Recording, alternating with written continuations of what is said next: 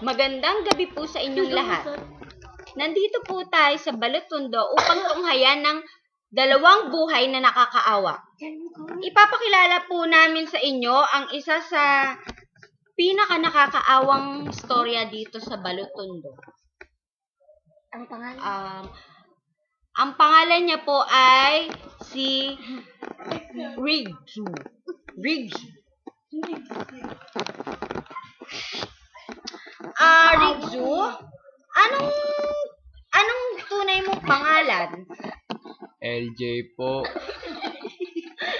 LJ. Dahil sa itsura mo, ano yung nafe-feel mo na parang kakaiba ka? Masakit po. Bakit naman? Kasi po ngayon ko lang po na-realize na maswerte ako dahil ako lang po nag-iisang tao sa mundo. So anong gusto mong ihingi ng tulong sa mga kababayan natin dyan? Pasensya na po kayo ganito talaga ako. Humingi ka na ng tulong sa mga kababayan natin. Mga kababayan ko po dyan, sana po ako po ibigay ng tulong. Maraming salamat sa'yo, Rigzu. Yan po. Kung gusto niyo po bigyan ng tulong si Rigzu, ay magsadya po lamang dito sa aming tanggapan. Ngayon po, kikilalanin naman po natin ang isa rin sa mga masalimuot ang mukha. Ang buhay. Ito po, pakilala na po natin siya, si JL. JL, ano ang tunay mong pangalan? Ula. Idel. Idel.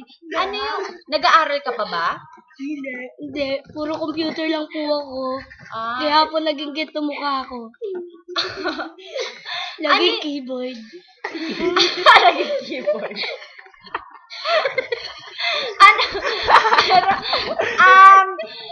Lagi ka ba inaaway sa school nyo?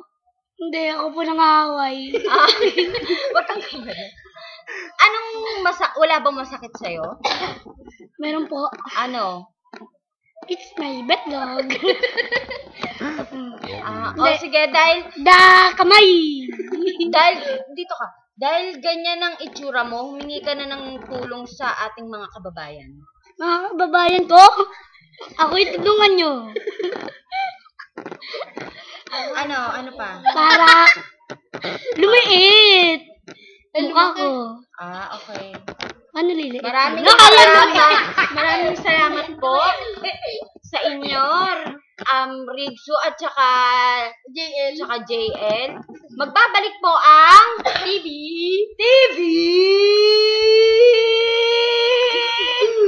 Patron! TV! Take two!